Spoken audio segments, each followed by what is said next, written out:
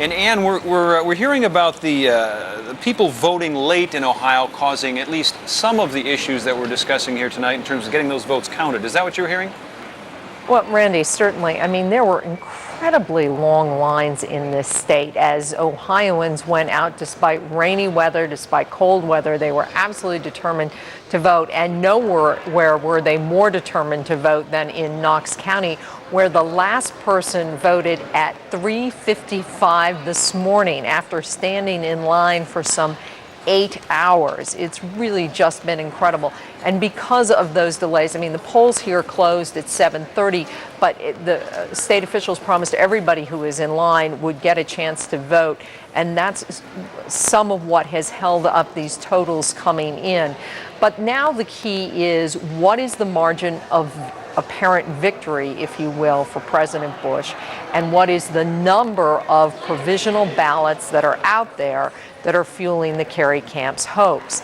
With 99.9% of the precincts reporting, President Bush has a little more than 133,000 vote lead here in the state of Ohio. The question is, how many provisional ballots are there out there? Are there more? Are there enough? And are there enough for John Kerry that would flip that outcome? Well, the provisional ballots don't get counted until 10 days after the election, so that means on November 13th, they'll start to open them to see who those people voted for. So if they go through with this, it could be 10 more days before we know the outcome. And I got to apologize for interrupting you, but White House spokesman Andy Card is about to give a statement, and we need to go to that. He is actually speaking right now. Let's listen in. We won important victories, adding to our majority in the House and adding to our majority in the Senate.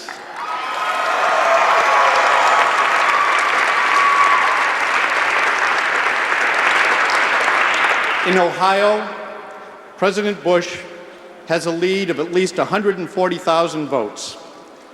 The Secretary of State's office has informed us that this margin is statistically insurmountable, even after the provisional ballots are considered.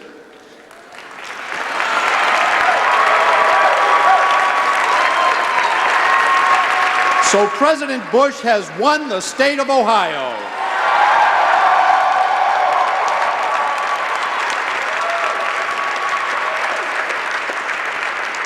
President Bush has also been declared the winner in Nevada.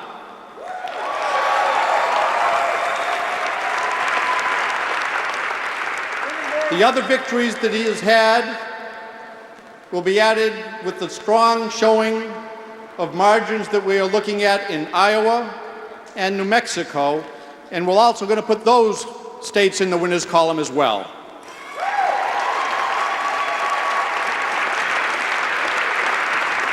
This all adds up to a convincing Electoral College victory, as well as a strong endorsement of President Bush by his fellow Americans in the popular vote.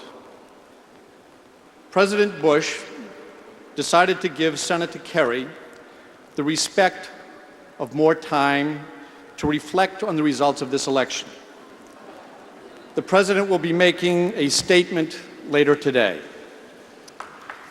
Again, I thank all of you who stayed up these many hours waiting for the opportunity to celebrate this victory. And I also thank all of the volunteers all across this great country that work so hard.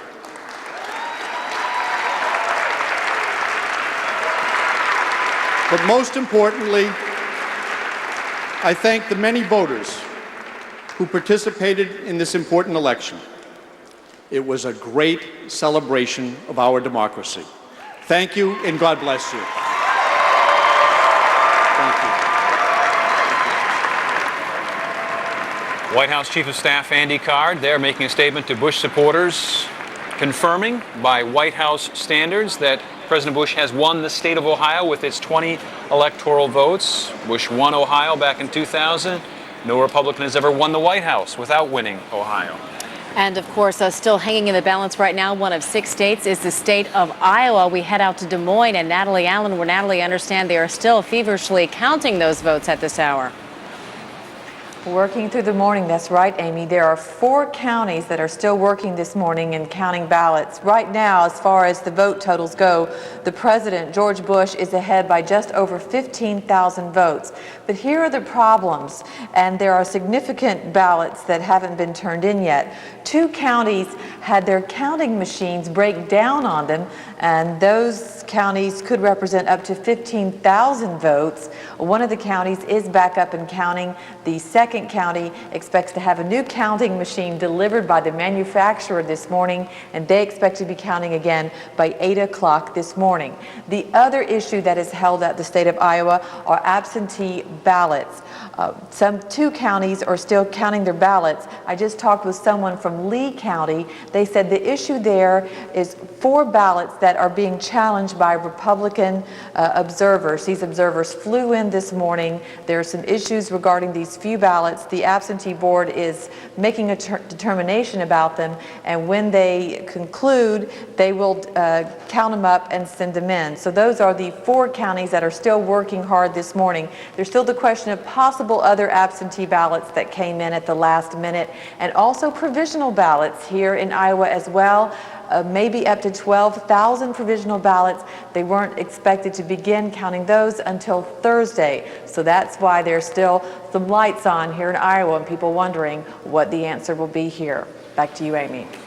All right, Natalie Allen, burning the, well, now it's the almost 6 o'clock hour, the oil Can't say there. midnight The oil midnight anymore. oil, right. Natalie Allen in Des Moines, thank you so much. All right, coming up after the break right here on MSNBC's live coverage of the vote 2004 from Democracy Plaza, we're going to take a look at what inspired people to vote. What inspired so many people to go to the polls? We're going to have some exit poll information from MSNBC's Allison Stewart. That's coming up right after the break. You're watching MSNBC's live coverage from Democracy Plaza in the heart of New York.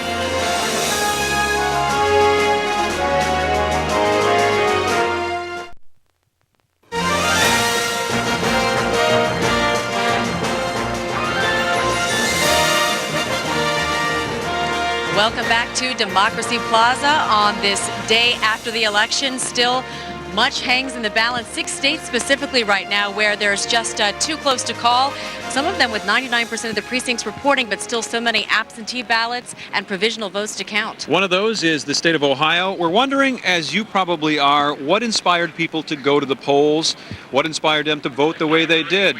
MSNBC's Allison Stewart has been looking at some of that exit poll information. She joins us now with the details on that. Allison? Thanks so much, Randy. Amy, here in the tracking center, we're looking at how the 2 candidates did fare in Ohio, a state that actually struggled economically during the Bush years. 16% of its manufacturing jobs been lost since March of 2001. Let's look at those polls. Our NBC exit poll in Ohio finds voters with a high level of unhappiness regarding the state's economy.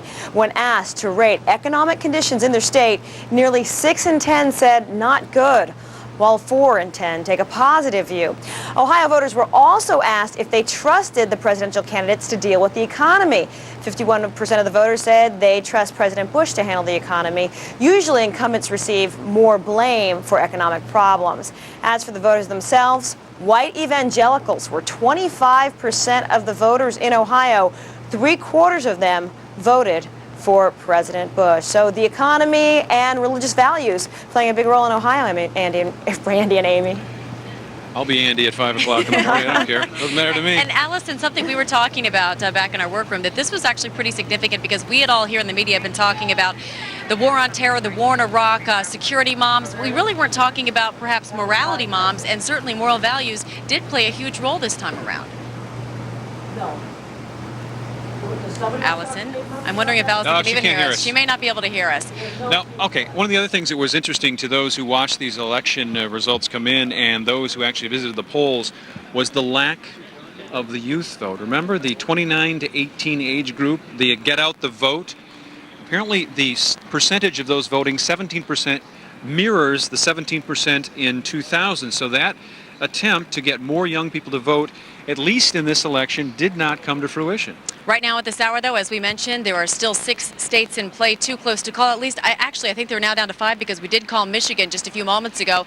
There's a look at those states that are still in play at this hour: Nevada, New Mexico, Iowa, New Hampshire, all still in play at this hour. And here's where it gets interesting. Nevada and New Mexico and Iowa are all, at least at this point in the morning, in the Bush category. Some 10,000 to 12,000 votes separating him in New Mexico, about 15,000 votes separating him from John Kerry in Iowa, and Nevada, much the same story. He needs to take one of those to push him over the 269, which he has right now, to broach the 270 magical electoral college number. I also did leave out the state of Wisconsin, which is leaning Kerry at this Shame hour on as you. well. I knew you'd be upset about that. Let's take a look at the electoral vote totals at this hour as we know it.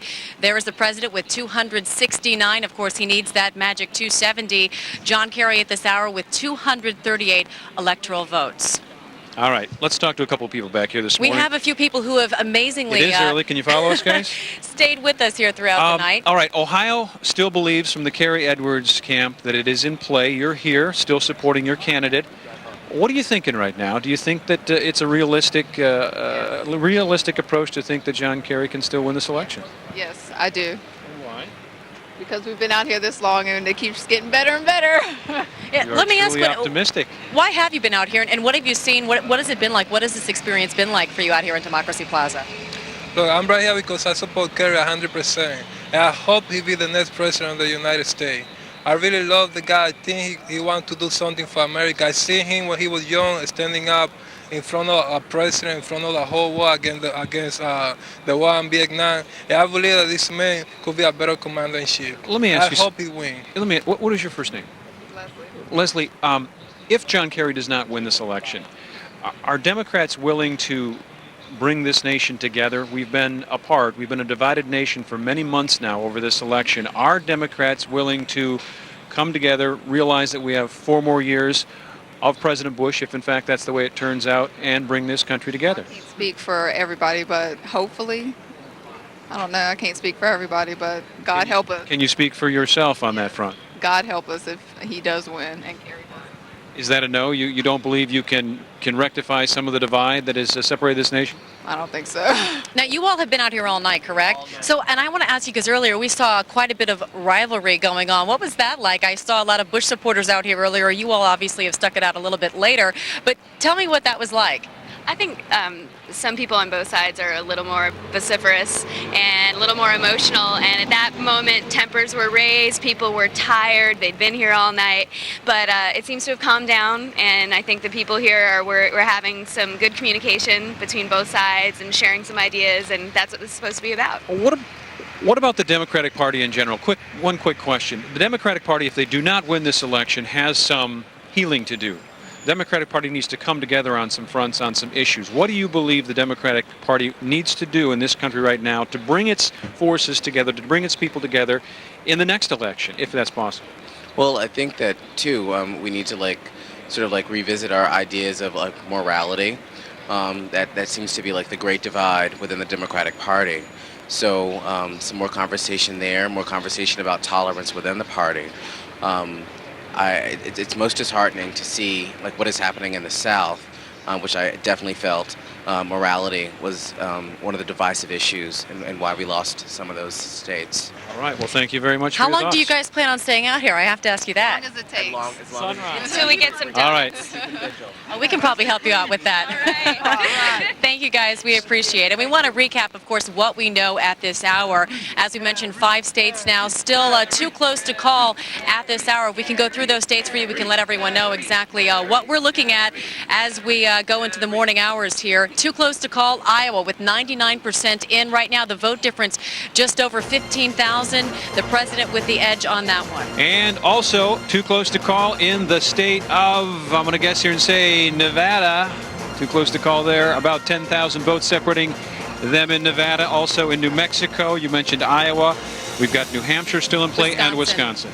So we are going to hand things over to Imus in the morning. They're going to take over after we get to this break. Yeah, it's going to come up pretty quick here. But the one thing we want to talk about from Democracy Plaza throughout the morning here is the counting of these final votes. Again, the state of Ohio is the one to watch.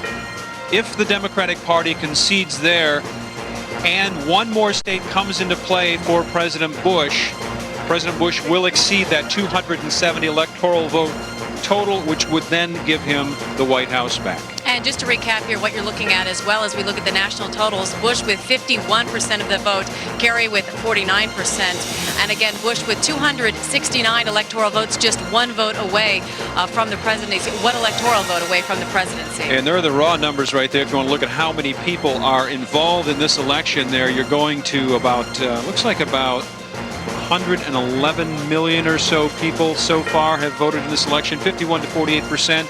Some 3.5 million votes separating the two of those with 98% in.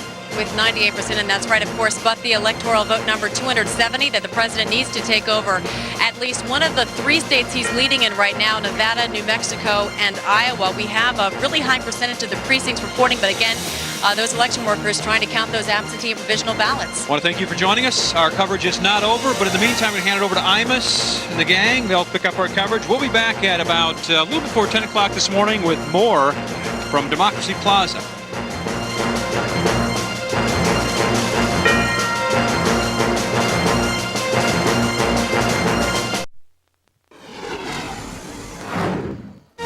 Once again from Democracy Plaza, decision 2004, all of that with the election of the President of the United States still at this late juncture not a done deal, and joined once again graciously by the Iron Lady, for crying out loud, Amy Rohrbach. And here is what we know. At this hour this morning, the President is expected to declare re-election victory, even though Senator Kerry refuses to concede battleground Ohio or the presidency. NBC News has projected that President Bush will pick up the 20 electoral votes Ohio has to offer. But Senator Kerry's running mate, Senator John Edwards, says they will fight for every vote. Good morning, I-Man. How are you? How are you, sir? I just ran into Brooke on the street over here. He's staggering down the street with a cup of coffee. And I said, how's it going? He said, what a nightmare. That's exactly what he said. Did he really? Yeah. He'll be on with us later, but... Great. Well, you make it sound like Senator Kerry should concede. What do you mean I make it sound like he should concede? That's kind of the way it sounded to me. We're not conceding anything. We're going to count every vote. Moron. By the way, moron. No. What did I try to tell you? What? 3 days ago, at least 3 days ago. What? Don't put yourself in this position. No, it's not over. To have to be humiliated. No, it's not over. Is it over, Amy? No, it's not over yet. It's not. Thank you. It's not until President Bush gets 270. Ohio is being contested right now because of tens of thousands of uncounted provisional ballots, which the I-Man says we are going to count every ballot, and we should. Yes. We have until November the 13th to do that. We have forever to count them until they're counted. In addition to Ohio, results are too close to call in Wisconsin, which has 10 electoral votes. Iowa, 7, New Mexico and Nevada each having 5. President Bush took Florida with relative ease this time around. He's projected to pick up 27 electoral votes from the state, where a 36-day recount and Supreme Court ruling put him in office in 2000. It looks as though that is not going to be necessary this time around. And it looks like all of the time that Senator Kerry spent campaigning in Pennsylvania did pay off. Kerry, the projected winner there, picking up 21 electoral votes. Right now, as NBC calls it, President Bush has 269 projected electoral votes to Senator Kerry's 221, 270, of course, necessary to claim victory, which is just a matter of course. You know, I watched NBC all night and MSNBC. Yeah. And, but I got curious as to what Rather was doing. As did I. So I switched over to see what that psychopath was saying. And they still haven't called Ohio, right? No. Oh, Last I checked, they hadn't. Oh, okay. So they haven't called Ohio. And he's not cheerleading like he was in 2000. No, but I did see him say, well, now, wait a minute. Let's not rush into anything. This is as thin as November ice. I did see that. It's like a wet dog in the road. Oh, God. All right, I'm sorry. Go ahead. So anyway. All right, we're going to take a look now at some of the key Senate races. Democratic leader Tom Daschle is struggling for political survival in South Dakota against Republican John Thune. The race right now is still too close to call. In North Carolina, the seat formerly held by Senator John Edwards is now in the hands of the GOP. Republican Richard Burr defeated Democrat Erskine Bowles. Democrat Barack Obama easily defeated Republican Alan Keyes in Illinois to become the only African American in the Senate class of 2005 and only the 5th African American senator in U.S. history.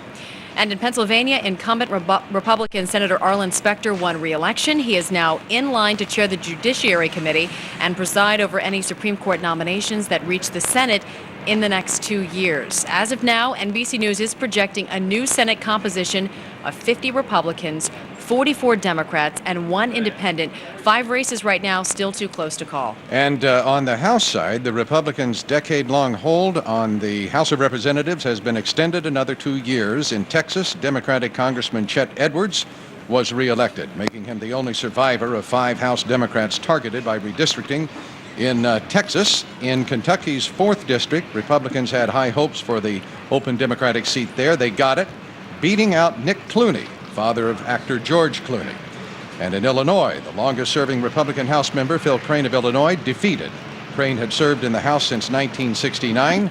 So as of now, House side, NBC News projecting that the 435 seats in the House will break down 231 Republicans, 203 Democrats, 1 independent. And it'll be the first time since the early 30s that Republicans will have control of the House for a 12-year period.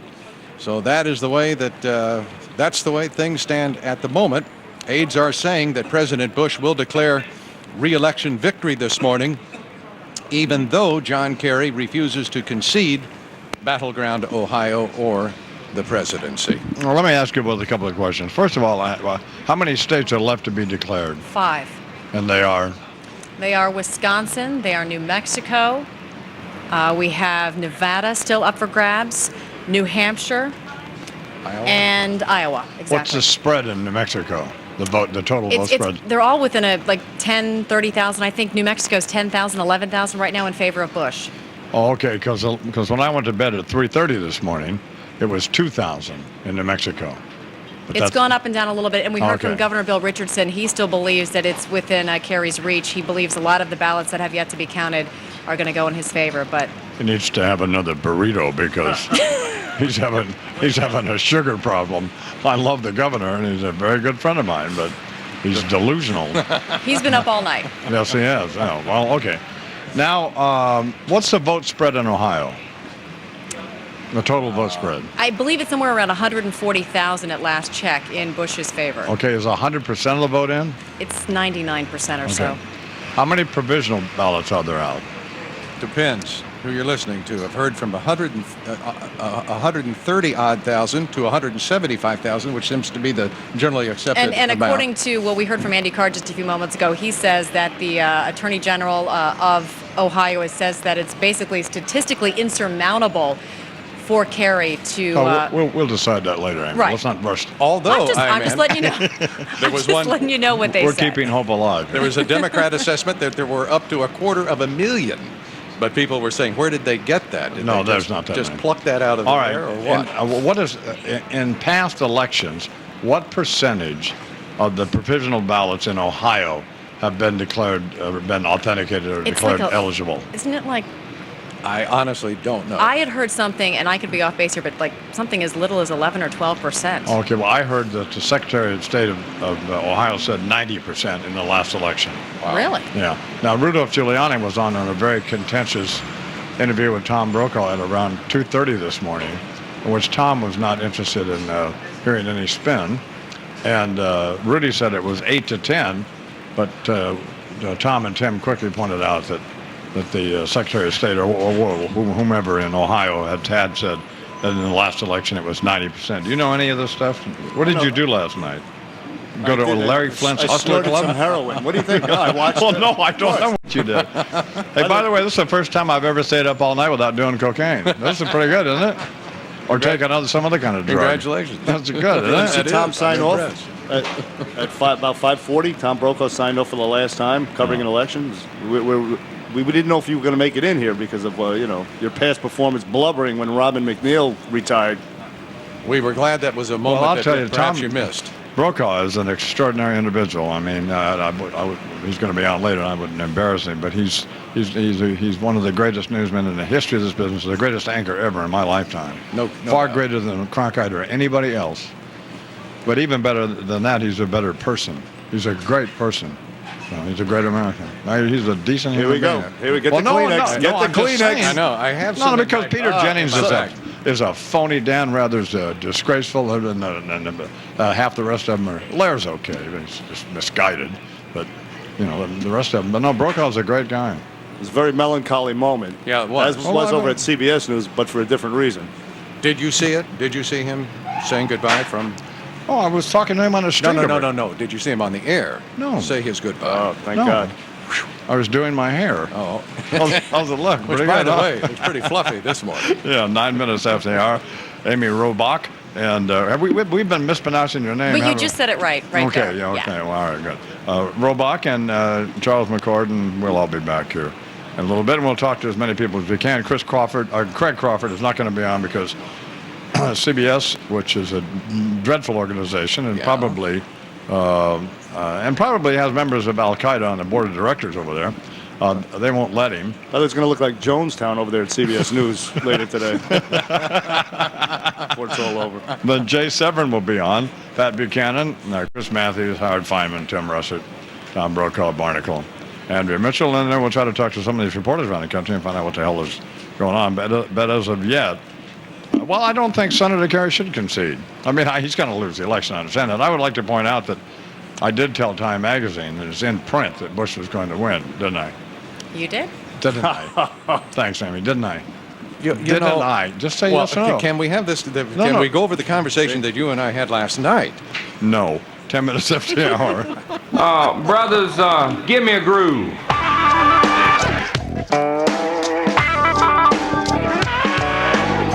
So look to your left and to your right. If it's somebody you don't know, maybe it's time to introduce yourself, maybe say, Imus in the morning.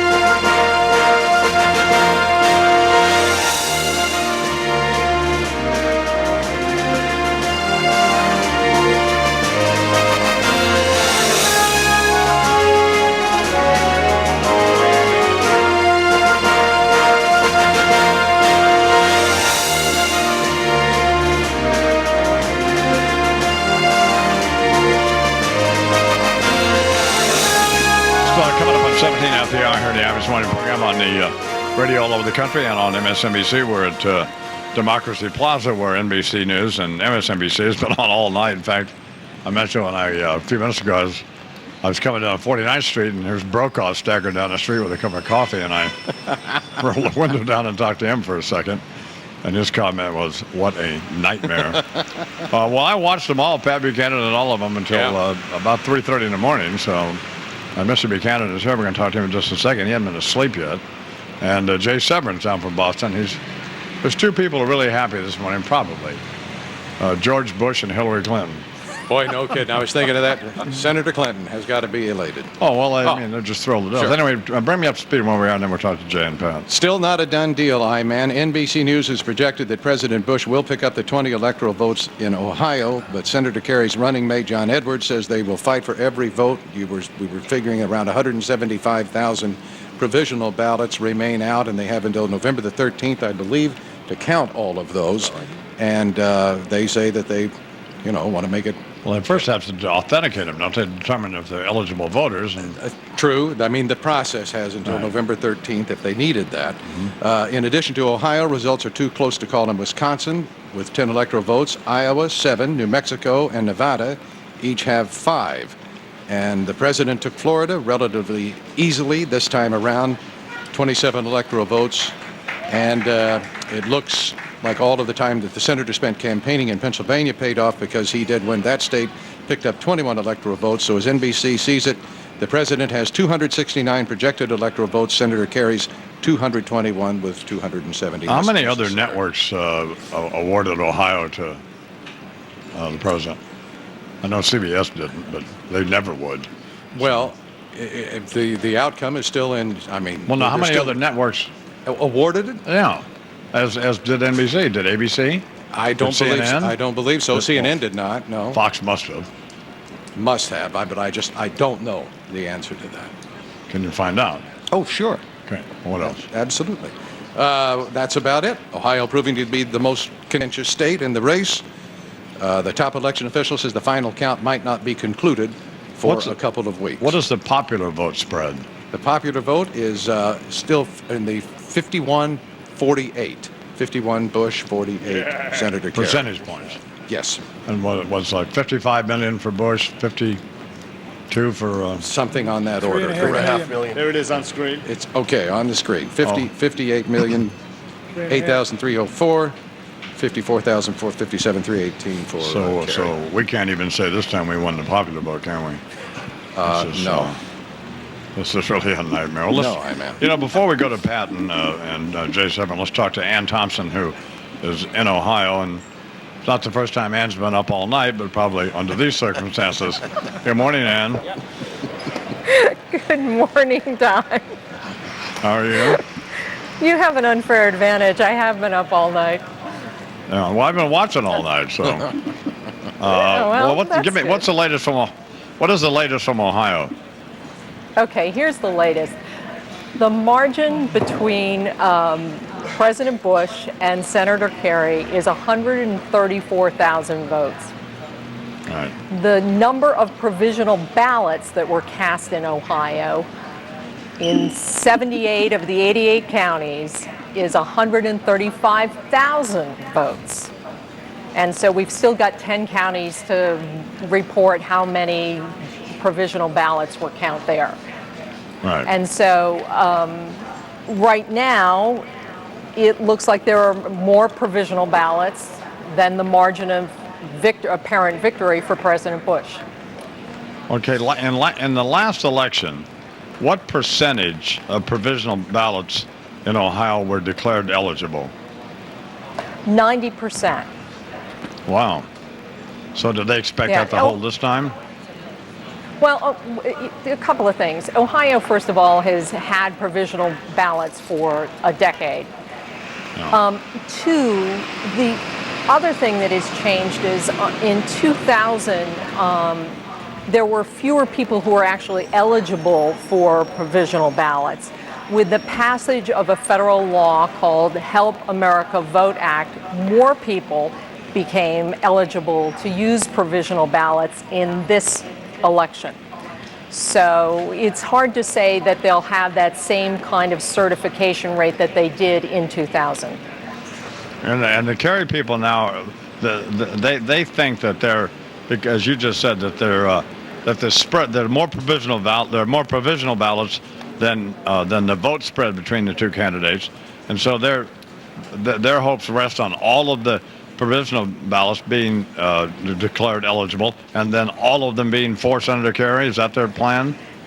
Yeah, that's pretty much it, Don. They need most of those provisional ballots declared eligible, and then to win an incredible majority there. But the other thing that gets counted are overseas absentee ballots as well, and those are mainly military ballots, and a lot of people think those ballots would go for President Bush. How long do you have to work? You've been up all night. I mean, how long do they expect you to do this? Oh, we'll do it until there's a break in the story. I don't know if my old dealer is still in business in Cleveland, but I could try to get in touch with him for you. Thanks, Ann. Ann Thompson. You're always looking out for me. Yes, I am. Should you be pushing narcotics? I didn't say that. I just said I can give her some help so someone stay awake and feel good about everything. 23 after the hour. Please welcome to the program now Pat Buchanan and Jay Severin. Good morning, man. How are you How are guys? you? Thank you both for doing this. Pat, I'll start with you. I know you've been up all night. Right. Tell me where you think we are. Oh, I think that the you pointed out the provisional ballots. It looks virtually impossible for Kerry to get Ohio, I think, and the president's going to win either Iowa or New Mexico or Nevada. One of those three will put him over the top. Frankly, he hasn't won the presidency yet, even with Ohio. He's 269. I think he's going to win one of those states, even though NBC won't call it or the other people won't call it. And so when that happens, I think Kerry is going to be under extraordinary pressure, I think, to virtually concede. I don't know how they would go about not conceding and saying we're going to wait for 10 days, but maybe they're going to do it. They're going to be under pressure from both sides, tremendous moral pressure that the Bush administration will put them under. And on the other hand, the NAACP and Jesse Jackson and these folks are going to be saying, don't you give up and don't you wimp out. There's still a chance here. And you're going to have people descending on Ohio, I think, and saying that, people were disenfranchised here. They weren't allowed to vote here. I think you could have Florida all over again, but the president's got such a 3.5 million vote majority that they're not on the kind of strong ground that Al Gore was. And it's not a 500 vote difference in Ohio. It's 140,000, whatever it is. Right. Well, I voted for Senator Kerry, and I want him to win, but I mean, he's not going to win. They're being crazy. You're out to 10 grand you were talking about yesterday. That's fine. Well, I was willing to bet $1 million. I couldn't get anybody to take my money. So, but it doesn't seem realistic to me that they I mean, I heard Giuliani tell Brokaw that in his experience, provisional ballots, about 8 to 10% of them were declared eligible. I heard that in Illinois, 10 to 20%. Yep. I had never heard a number like she said 90% in Ohio. Well, I heard the Secretary of State of Ohio, and she said, and they were reporting last night on NBC, that in the last election, in the 2000 election, 90% of the provisional ballots had been declared eligible. So. Yeah, but you know very well that Kerry's not going to get all those ballots. And, no, of course if not. they go through the process. He could be hurt badly if he goes through the process and then loses it all, I think. Yeah. But he shouldn't concede. Not until you go over the top and then take a look at Ohio. Mm-hmm. Well, I guess they're going to make a decision this morning around 10 o'clock. That was the last I heard the Kerry people. So. I say one of the interesting things here is that the pressure on anyone, and by anyone I mean Hillary Rodham Clinton, the pressure on any Democrat who plans to run in 2008 to fight this thing, to say to Kerry publicly, you fight this thing, because if they alienate themselves now from the core of the Democrat Party, the last thing you want to be if you're an 2008 candidate is the Democrat who stands up and says to Kerry, concede quickly. Because the NAACP and the unions, they'll kill you. And you need them in 2008. So there's going to be tremendous pressure, cross-pressures. Edwards helped himself last night when he went out there and was defiant right in the teeth. I'll bet every Democrat or most every partisan Democrat in the country said, thank goodness these guys are going to fight. Yeah. Well, they should. They should at least count all the votes. I mean, I don't have any problem with that. Do you, Jay? Or? No, not at all. Look, the one thing, though, I would like to make an important public service announcement. Anyone holding tickets to the Bon Jovi, Bruce Springsteen, P. Diddy, Barbara Streisand, Christy Brinkley concert on the White House lawn, it's been postponed. You're such a horrible human being. Oh, my God. 27 after the hour. We're talking with the dreadful Jay Severin and our old friend Pat Buchanan. And, I was trying to help you. That's over. That's, my manager. More with Pat and Jay coming up at 27 minutes after the hour. Still hadn't been decided, and as soon as it is, why, obviously, we'll probably tell you about it. We've waited 4 years for this victory. We can wait one more night.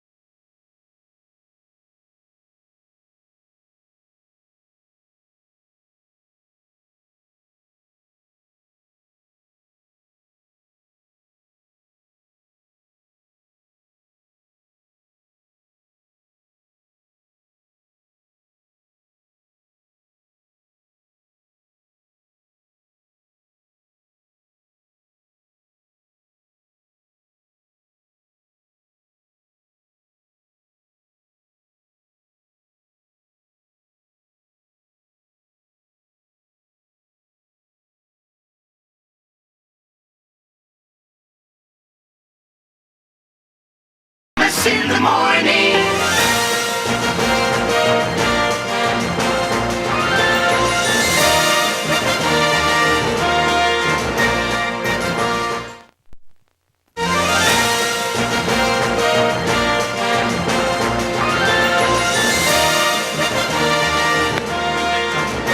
Minutes after the hour here in the Amos Morning program on the radio all over the country and on MSNBC. And if you've turned your radio on there somewhere in the country or whatever, it's still not decided yet. And Ohio's in the Kerry camp estimation is still up in the air, although NBC awarded Ohio to the president around 1 o'clock in the morning. Well, I forget exactly when it was. I wonder if they regret doing that. Do you know, Pat? I don't think they regret doing it, but I noticed this morning we're not going to declare any other state for the president, because apparently that would put him over the top. And I found that odd, frankly, because some of these states look to me, under normal conditions, they would be declared if it weren't for what happened in Florida. So I don't understand that, frankly. David Gregory's at the White House, and I watched him all night, and he seemed to make it through the night better than Ann Thompson did, but who knows? Anyway, good morning, David. Good morning, I'm in. How are you? I'm doing all right. I think we're all a little tired, but yeah, another amazing night. What are they saying around the White House? Well, within the past couple of hours, the president joined his top advisors in the old family dining room of the residence and finally looked around and said, okay, what are we going to do here? Because all night long, after we made the projection that he had won Ohio, they felt that the race was basically going to go for them. They felt good about New Mexico and Nevada as two states that they were looking at in particular. They were waiting for the networks to make the call, and then concession or no concession from Kerry, he was prepared to declare victory. And then absent that projection from us, they were frankly disappointed that we didn't do that. They were eager for it to be done, felt it should be done. But absent that, they decided to go to bed, let it rest for a few hours, and then they'll consider their options. I mean, I think their plan now, still with or without a concession from Kerry, once they get one more state, is to go ahead and assert victory. Their feeling, and you got into this with Ann and the others, again, their feeling in Ohio is that there's simply no way for Kerry to erase the margin. I was walking out to my car with a senior Bush official who said, we think our total is going to be even higher in Ohio. It's going to maybe get up to about 150, 60, 70,000. And one of the reasons is because they were getting late precincts from the southwestern part of the state, big Republican counties near Cincinnati, who will break something like 70-30 for Bush. And so they think they'll be able to run up their total there. Why were you walking out to your car with a senior Bush official? What for? I don't have the strength to reach through the phone and choke you. No, but I mean, why were you going out to the car? No, I was leaving. I'm going home to get a few hours sleep, and so is this official. So is this official. Finally, they're going to get back there at 9 o'clock to have a senior staff meeting to figure out what they want to do. Now, in the meantime, they dispatched Andy Card, the chief of staff, to go over to the Reagan building where supporters were waiting all night and sleeping on the floor to read a statement that essentially declared victory for the president. How late did the president actually stay up? Well, my understanding is that they made this decision that he was not going to go speak just after 5 a.m. So he pulled an all-nighter. Like, this is the first time I've ever stayed up all night without doing drugs. Yeah. And like, wonder if that's true with him too. Probably, huh? Could you find that out, you think? There is nothing that's right about you. As Lynn Cheney would say, you are not a good man. Go get some rest, Dave. Okay. Thank you very much, David Gregory, White House correspondent for NBC News. I think that's a legitimate question, aren't you? Yes, it is. I mean, how do you stay? Certainly. Should be asked. Yeah. Anyway, Pat Buchanan's here. Why did Bush win? He obviously has won. So. I think one reason he won is, frankly, what they call the moral values issues. You noticed he did very badly in Pennsylvania, far worse than you would imagine for 44 visits. And they had the gay marriage on the ballot in both Ohio and Michigan, where the president ran surprisingly close, even though he hadn't worked well. I think that helped. They had that on any number of ballots. I think the president campaigned like nobody ever has. I think he did a smart thing, even though he didn't win, or he doesn't look like he's going to win those upper Midwestern states, so Wisconsin and Minnesota. He put Kerry on the defensive, forced him back to go do those states.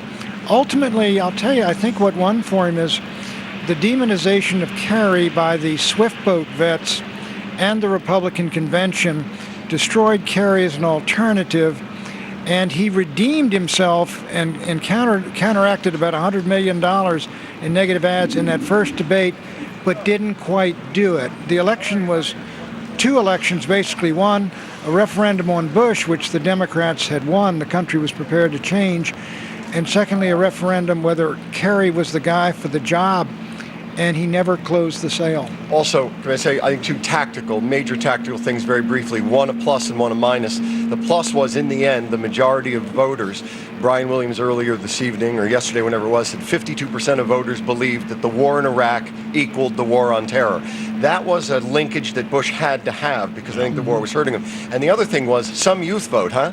I mean, who would have thought, vote or die, that so many people would choose die? I mean, they were home hitting the bongs. They weren't at the voting booth. So, I mean, that was something. Every year that I've been in the business, people say this is the year that the inner city and that the young people are going to vote. And as it turns out, this wasn't the year. A highlight of my convention watching experience was Campbell Brown interviewing P. Diddy at about 2 o'clock this morning. Well, even though they're contesting this now, sort of, it really isn't going to be close. I mean, when it finally shakes out, the popular vote, the president's ahead by 3.5 million. 3.5 million votes. He's probably going to wind up with close to 280 electoral votes. So I would not sell short, though, that Ohio is the brass ring here. And right about now, the plane is landing with Jesse Jackson, Al Sharpton in the NAACP, quite seriously, to stage a wailing and gnashing of teeth and cries of disenfranchisement and racism and intimidation at the polls. Watch magically. Evidence is there of that? Well, 1 million black votes were disenfranchised in Florida after a presidential commission and investigations. Not a single person was produced. Watch magically as provisional ballots start to appear out of thin air in Ohio. That's the worry right now. They have to stage something to contest Ohio if they're going to fight it. Yeah, and if the president loses Ohio, I don't think he's going to lose it at all. I think it's out of the question. But if he did lose it, he loses the election. It's Kerry. All right. Despite the fact he lost by 3.5 million votes. But in spite of these predicted protests you're talking about, which I can't see how they can materialize if it were a lot closer in the overall vote. Well, again, but it won't, as Pat says, it won't matter. The president could still lose and win by 3 million votes. Kerry's got to, at some point, pull a Nixon in 1960 and say, enough. For the country. If you bring Jesse Jackson, all that rigmarole out there, Kerry would just damage himself. I think he ought to take good, cold, hard look at how many provisional votes, what the votes coming in from overseas. Is there any realistic possibility? If there isn't, I would think he ought to concede and say, okay, do the counting, but I'll concede now. Pat, I want to thank you very much for, I know you're dead tired. Well, it's a delight. Doing it. It was gracious of you to come and do this, and thank you very much. Get some rest, and if you are around, come back. So. Well, yeah, will do. Thanks. Pat Buchanan here on the Be back here about 8:45. And Jay, thank you very much. Thanks, Jay Severn here on the Amherst Morning Program. Jay's on 86.9 FM Talk in Boston, soon to be on all over the country, and he's become a fave, at least for me and Bernie, and Chuck's not all that fond of him, but I am. We'll talk to Brian Williams coming up. It's 19 minutes now till the hour. We're on MSNBC here from Democracy Plaza, also on the radio all over the country, 19 till the hour.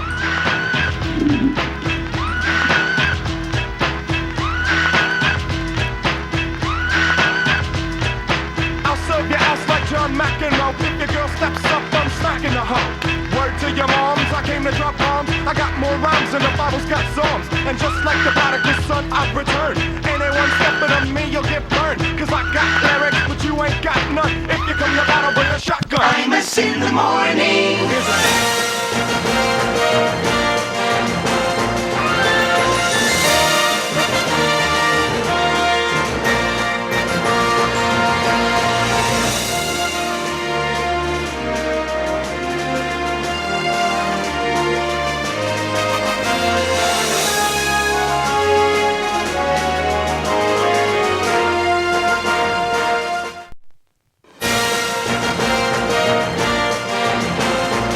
minutes to the hour here in the ABC Morning program on the radio all over the country and on MSNBC. We're live this morning from Democracy Plaza, and to bring us up to speed on everything that's going on in the world, the man who will take over the anchorage here for NBC News on December 2nd, and he's been up all night. It's occurred to me that talking to these reporters who've been up all night is like being in a bar, walking in a bar at 4 in the morning. They've all been there and they're drunk, and you're not. And so they're slurring their words, and but Brian looks pretty good. Anyway, please welcome Brian Williams. Good morning, Mr. Williams. Thank you for having me, Mr. Imus. How are you? I'm all right, thanks. So where are we? I was going to say the only difference is most of the guys you meet in a bar make sense. We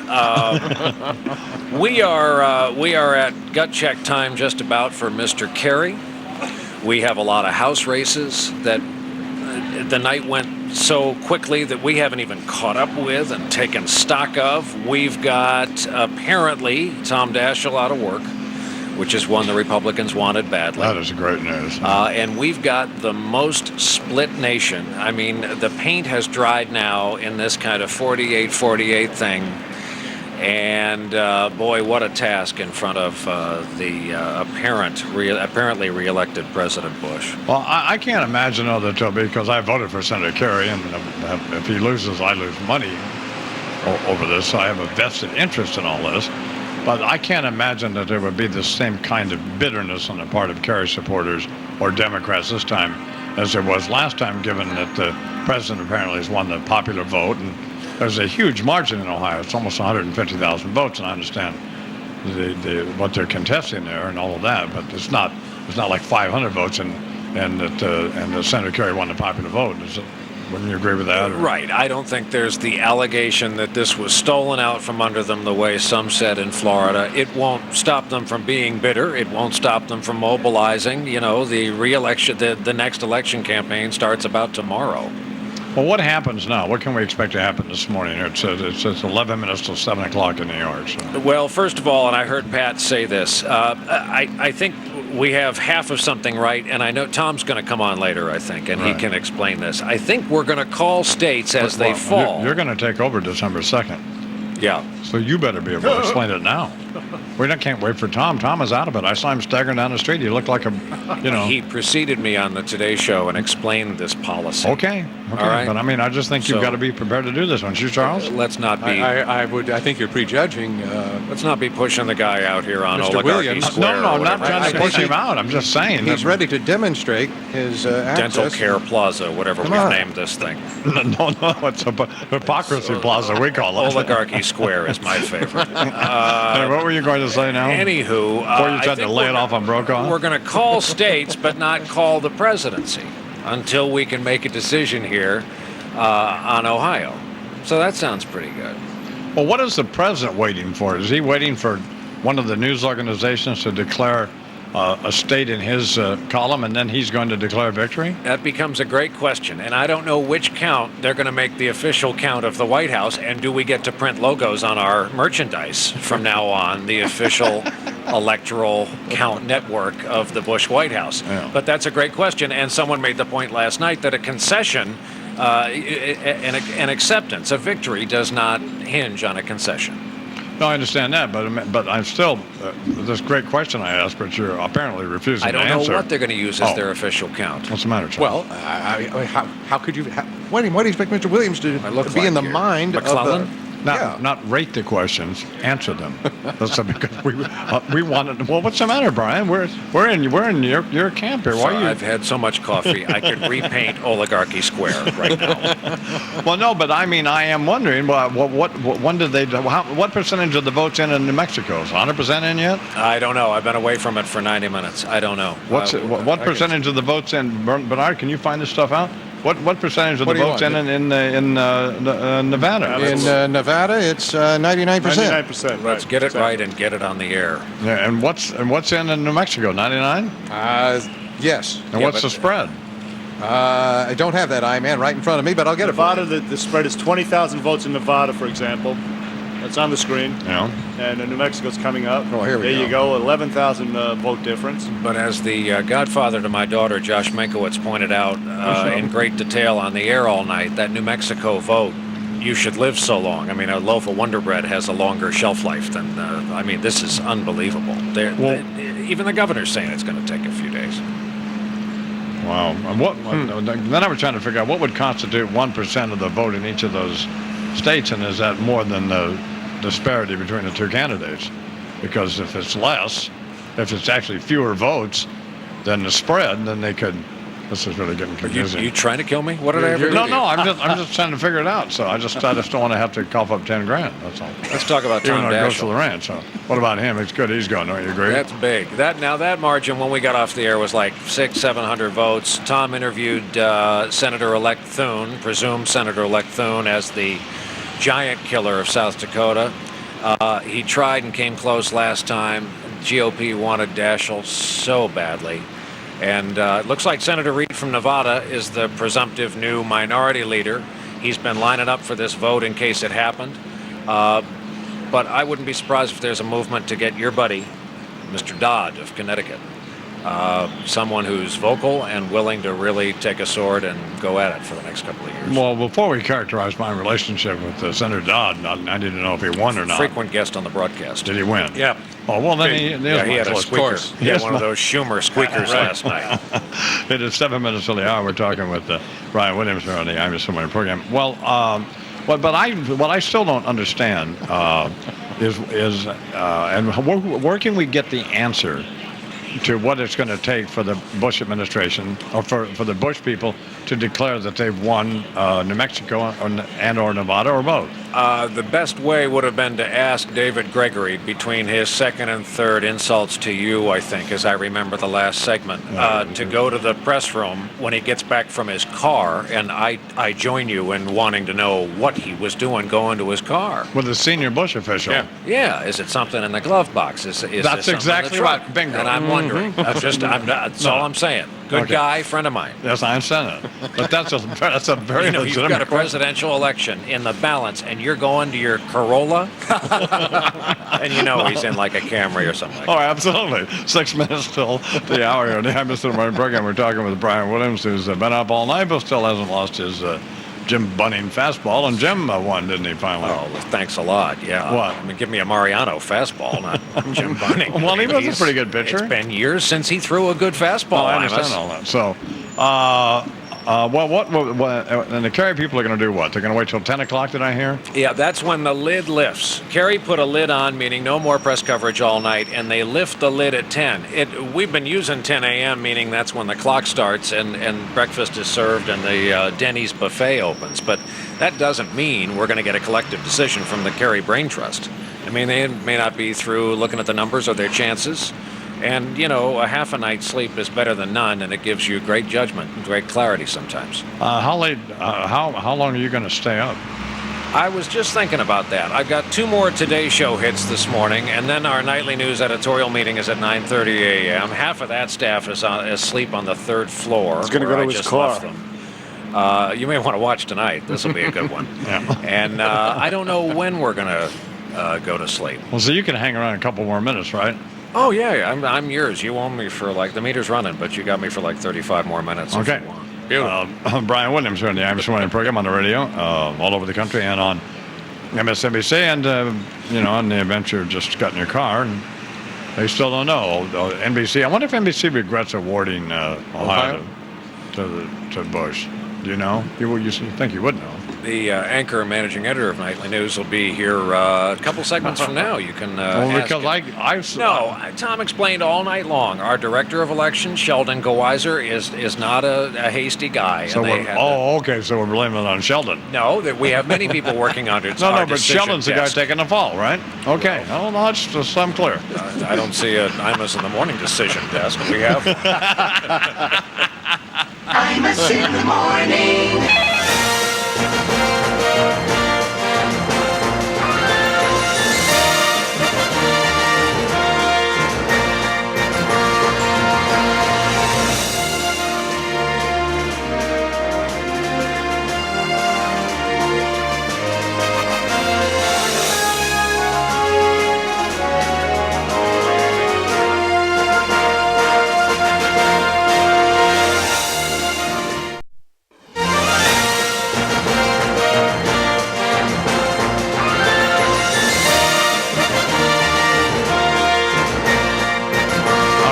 I'm Contessa Brewer, and I guess I don't think I'm supposed to read that. Maybe. This is WFAN in New York. An Infinity Broadcasting Station. We're part of Viacom, which is still selling for $36 this year. Thanks a lot. Anyway, we're on the radio all over the country and on MSNBC. Amy Robach and Charles McCoy are going to do some news. We'll talk more with Brian Williams and bring you up to speed on what potentially could be a mess, but probably won't be. Anyway, good morning, guys. Good morning, I-Man. This morning, the president is expected to declare re-election victory, even though Senator Kerry refuses to concede in Ohio, and also, obviously, refuses, therefore, to concede the presidency as well. What? Why are you frowning at me? Oh, I'm just listening. See how you slant the news. NBC News has projected that President Bush will pick up the 20 electoral votes Ohio has to offer, but Kerry's running mate, Senator Edwards, said they're going to fight for every vote. Ohio is being contested right now because of tens of thousands of uncounted provisional ballots, 135,000 odd. In addition to Ohio, results are still too close to call in Wisconsin, with its 10 electoral votes, Iowa with 7, New Mexico and Nevada each having 5, New Hampshire also too close to call with its 4 electoral votes. The president took Florida relatively easily this time around, projected to pick up 27 electoral votes from the state, where the big recount and Supreme Court ruling put him into the presidency in 2000. Yeah. And it looks as though the money spent by Kerry campaigning in Pennsylvania, that was well placed. This will actually be, if he's elected, this will be actually the first time he is actually elected, won't it? Wouldn't you agree with that, Charles? Kerry is the projected winner in Pennsylvania, picking up 21 electoral votes. So right now, NBC has it. President Bush, 269 projected electoral votes. Senator Kerry's 221 with 270 necessary to claim victory. And we can take a look now at some of the key Senate races. Democratic leader Tom Daschle is struggling right now for political survival in South Dakota, up against Republican John Thune. That race right now still too close to call. In North Carolina, the seat formerly held by Senator John Edwards is now in the hands of the GOP. Republican Richard Burr defeated Democrat Erskine Bowles. Democrat Barack Obama easily defeated Republican Alan Keyes in Illinois to become the only African American in the Senate class of 2005 and only the 5th African American senator in U.S. history. Are you hearing that, Harold Ford Jr.? My friend Harold Ford Jr. Exactly. Right. Oh, come on, brother. You got to get with it here. Pennsylvania, incumbent Republican Senator Arlen Specter won re-election. He is now in line to chair the Judiciary Committee and preside over any Supreme Court nominations that reach the Senate in the next 2 years. As of now, NBC News is projecting a new Senate composition of 50 Republicans, 44 Democrats, 1 independent. 5 races right now, still too close to call. And the Republicans' decade-long hold on the House has been extended another 2 years. In Texas, Republican Pete Sessions beat Democratic Representative Martin Frost in the nation's most expensive congressional race, $8.4 million split between the candidates. In Kentucky's 4th, Republicans had high hopes for the open Democratic seat, and they got it, beating out Nick Clooney, the father of the actor George Clooney. Would have been better off to run George, wouldn't he? Of course it would. He's a pretty good guy. No, absolutely. And in Illinois, longest-serving Republican House member Phil Crane was defeated. Crane had served in the House since 1969, so as of now, NBC News is projecting that the 435 seats in the House will break down this way: 231 Republicans, 203 Democrats, 1 independent, the first time since the early 30s that Republicans will have control of the House over a 12-year period. Officials say this election turnout could be the biggest since the Kennedy-Nixon race in 1960. More than 120 million people are expected to have voted yesterday, about 60% of eligible voters. Well, how many voted in 1960? I would have to get the figure for you, man. Well, that can't be about. It's according to the Associated Press this morning, I do. Well, that's absurd. It's 25 years later. How could you have... Perhaps they're comparing a population percentage of the population. Thanks, Amy. Only one here with any brains, by the way. Holy God. Anyway, go ahead. That's it. Okay. It is coming up on 5 minutes after the hour. The Amish Morning Business Report is the gum out of my mouth. Sponsored by the, usually it just falls out. Yeah. It's just pleasant to see. Well, whatever. Will be run by Alan Steinfeld. He's the president of the New York Roadrunners Club. And Greta Waits. Remember old Greta? Oh, yeah. 9-time New York City Marathon champion, to And an unfortunate accident. Right up the block, as a matter of fact. I understand all that. No, come on. On live TV. No, come on. To promote this year's New York City Marathon, and all the New York City Marathon means to me is I live right across the street from the finish line, and we know what it means to me. What? You can't get to your apartment until 9 o'clock at night because they have 30,000 people in their underwear running up and down the streets. And and it doesn't make any difference. They won't let you in the whatever. It's like when they used to when we used to work at NBC and they put the Christmas tree up across the street over here. You couldn't park the limos in the plaza. It's absurd. Very aggravating for the eye. So you had 2 months where you had to try to find a place to park because a bunch of little starry-eyed dopes from Kansas wanted to come look at a tree. Get your own tree. The closing bell will be rung by Unical Corporation Chairman. Does he need to be euthanized or what? Oh no! I'm actually serious. And CEO Charles Williamson has celebrated the company's 80th anniversary of listing. Unical Corporation trades under the ticker symbol UCL. You know, I was thinking about the New York Stock Exchange the other day, and John Thane, who is now in charge down there. What a remarkable. Well, actually, doesn't mean anything to me, but what a remarkable job this guy has done and what they've done. Some of the new initiatives they've initiated there at the New York Stock Exchange, and what a remarkable job Thane has done. And I was pleased to see that Katzenberg and those guys decided to go public or do their animation IPO with the New York Stock Exchange. So if you get to thinking about it, who else would they have done it with? They certainly want to. Well, you go on NASDAQ if you can't get on the New York Stock Exchange. So that basically it, Charles? Yeah, he said, and that's it. That's kind of a holding area until you can get on. The Dow Jones Industrial Average closed down 19 points.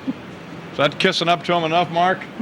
Down to 10. It's at 10.036. A NASDAQ composite, not that it makes any difference to anybody, closed up 5 at 1985. Just if you're curious. Yeah, the New York Stock Exchange composite closed up 2 points at 67.01. And this is really just, I know there's a lot going on, obviously, in the world with the country up in the air over this election. But we also have this trial going on in Delaware, the Disney trial, in which, just briefly, the shareholders have sued Disney, the board, for this sweetheart deal they gave Michael Ovitz, and they want the $140 million back, plus interest, which brings it to, over the past 7-8 years, up around $200 million. The New York Post reports that some board members apparently bypassed a lengthy headhunter search in order to give Ovitz a job, who was, by the way, Eisner's buddy and had been for 25 years. Back in 1995, Michael Eisner, of course, being the head of Disney, has been for about that long, 25 years.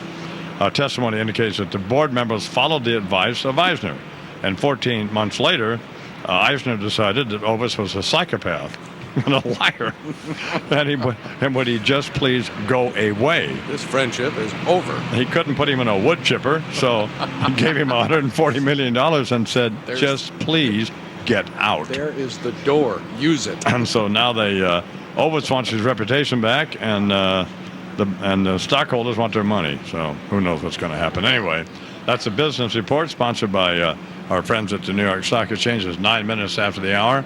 We're going to talk more with Brian Williams and then Tom Brokaw and Chris Matthews, who have both been up all night. So it'll be like in the old days. I just go to these AA meetings, just talking to 3 drunks, 9 minutes after the hour. We are keeping our word, and we will fight for every vote.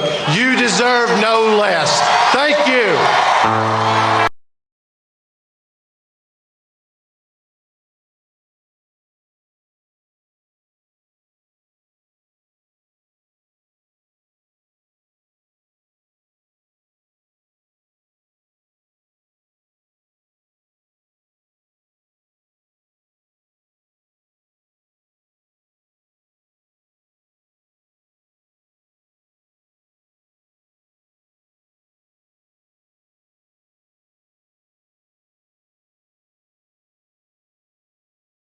Morning.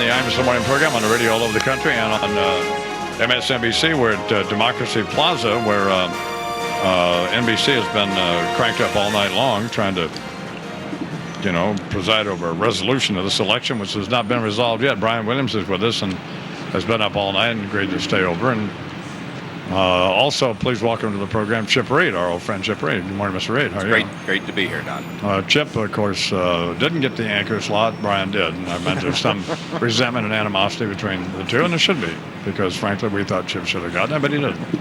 Anyway, how are you guys? He's about the best-looking man in North America, though, isn't he? You know what? Here's the thing I like about Chip. He's had the same. Do you have the same girlfriend? I sure do. Man, isn't that great? Remember, we met her years ago. Yeah. Well, of course, she's a pretty good item there, so. Yeah, well, guess that's okay to say, right? It was pretty obvious you felt that way the one time you met her. No. I was a little worried about it. I was worried about both of you. I was a gentleman. I'd heard that was an exam. You both went to the restroom at the same time. I didn't know what was going on. Anyway, where are we, Chip, here this morning? Well, we're trying to figure out what's going on, I guess. Selfishly, I was denied what I wanted. I either wanted a Republican president and a Democratic Senate, or a Democratic president and a Republican Senate, because, when you've got them in the same parties and you're covering Congress, it gets a little, tedious sometimes. But I was hoping for some real political warfare up there. It looks like we're not going to get it. So, in addition to other things, you're also an attorney. Is this going to come down to a David Boies deal or no? I don't think so. It's not going to be like that. We're not going to see a long, drawn-out thing like that. It's theoretically possible that there could be enough provisional ballots or overseas ballots or something here. It's hard to imagine how you put it together, though. I'm not going to rule it out because, it's NBC's position that as long as they're challenging it, it is still in play. It's theoretically possible. Well, are the Kerry people, Brian Williams also with us, are the Kerry people challenging it, or are they simply just insisting that all the votes be counted? Well, they've said to the Secretary of State, don't you go certifying anything overnight. Right. We think something's wrong. Let's let all the votes be counted. You heard the Edwards speech. The difference between what do they think is wrong? They don't think that they know how many votes haven't been counted. Okay. They think that with all the uncounted, they expect to get the lion's share. Right. And the theme of their campaign. Right. So every vote's going to count. Yeah. Well, had NBC not given Ohio to the president, would we be even having this discussion? Chip, I told Don that a lot of these questions probably better put to Tom in just coming up really just in a few minutes. We're going to have to defer. Did any other network award Ohio to the president? Fox did. Oh, of course Fox did. Fox awarded it before the election. What are you saying? You know what I'm saying. I mean, officially they did. I see. But I think ABC and CBS held out. Yeah, well, I know CBS did because I went over to check to see what the nut was doing, but he had a wet dog in the road doing something. I don't know what it was. You will find this hard to believe, but the guys on our decision desk, all the men and women around this thing are agnostics. They don't make calls looking up at any monitors. They are unaware of any pressures. That was one of the outgrowths of last time around, even though our folks never did that. So it's done in a vacuum. We were evidently the last to declare Florida last night, right, which I didn't know. But they did it when they were comfortable with their models. So I understand where we are. Says President Bush is leading Senator Kerry in Ohio by how many votes? You were in the newsroom. 140, something like that. 140,000. And there could be somewhere in that vicinity. And what percentage of the votes in? 99? Oh, it's almost all of it, yeah. What is? Now, how many provisional ballots are out? Could be anywhere from 140 to 175,000, something like that. And what the Democrats like to cite is that provisional ballots in 2000 in Ohio, and there were provisional ballots in Ohio in 2000, right, something like 85 or 90 of them counted. 90% of them counted. Yeah. But that's not going to happen this time around. That was a different kind of provisional ballot. That was a specific kind of state provisional ballot if you happen to move in the last 30 days before Election Day. So it's likely these are registered voters who happen to move. You're the first person to explain that, yeah, at least what I've heard. It's not the same kind of provisional ballot. This kind of provisional ballot is expected to have a much lower return rate. Okay, so Rudolph Giuliani said in the experience he had with provisional ballots that the percentage of ones that were declared eligible was somewhere in the 10% range. And in Chicago, back in March, there was a primary, and it was 7%. Now, that's extreme. I don't think it's going to be 7, but it could be 20 or 30 or 40, something Let's say, for sake of this idiotic discussion, idiotic and the questions I'm asking are not that great, but let's just say that they're all declared eligible, that all of, which is obviously impossible, but let's just say they are. Then Senator Kerry is unlikely to get all those votes. It's unlikely. It's theoretically possible. So if you just... There have been estimates that there could be as many as 250,000 provisional ballots. That's not going to happen. No. But there are now only 10 counties left, and there are about 135,000 provisional ballots in all the massive counties like Columbus and Cincinnati and Cuyahoga, which is Cleveland, have all and then we still in. have the overseas ballots. Overseas military, yep. And those ballots to come in Ohio, and the speculation is the majority of those would probably go to President Bush.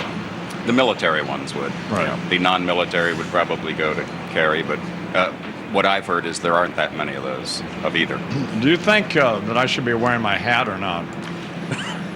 It would serve to identify you as the star of the show, so these people out here would know who the important person is. Actually, that's what I was struck by walking up here. The number of groupies out there is extraordinary. The only thing I would add is I meant to tell you they make that tie for men. Right over here at Saks, you can probably score one. Well, I guess this is over now, so we got some time now to go over and shop. Yeah, I could take you. There's a men's store. I bought this probably where you go at Mitchell's there in Westport. I don't get up there much, Don. A little pricey. You know, aren't you? Don't make me go into detail, but, you know, I'm trying to raise 2 kids. You're going to be the new anchor there. I have 2 cars. I got a mortgage payment. Come on. Well, okay.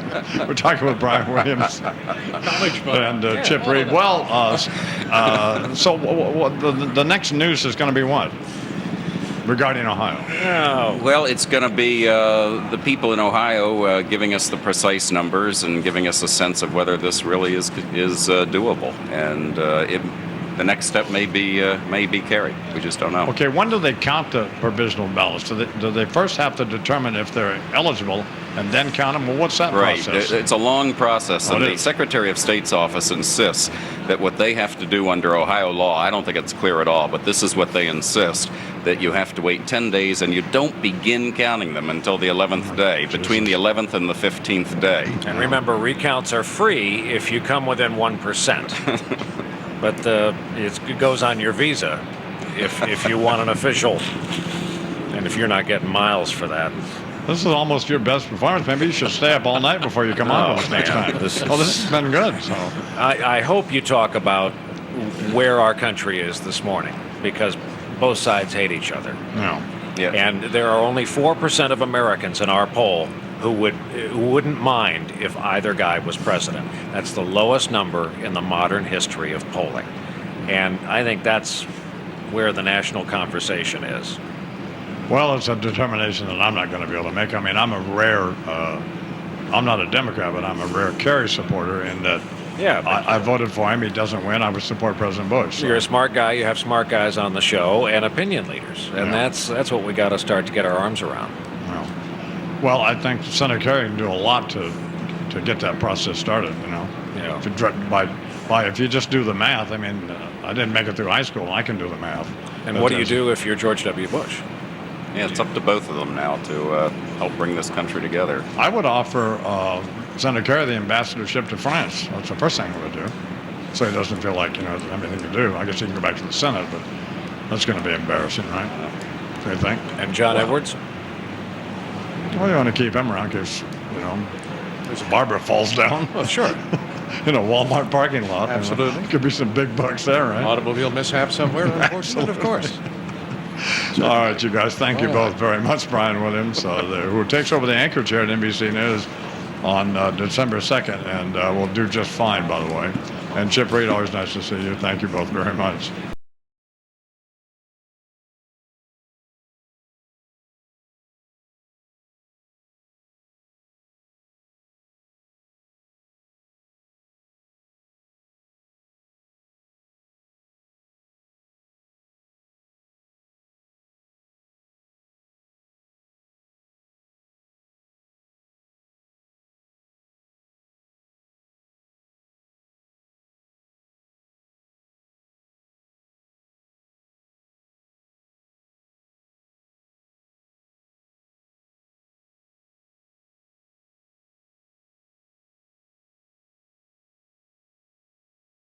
Travis in the morning.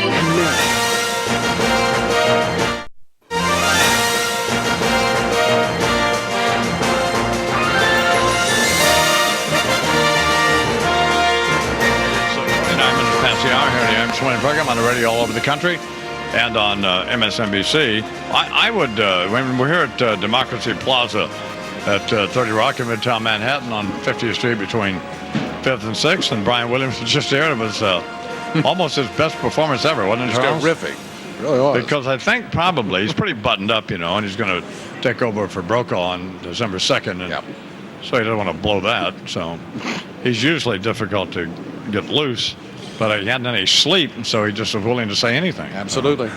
And he even got a chuckle when I dedicated Brown Sugar to William Cullen. So, and he and 4 other people got that one.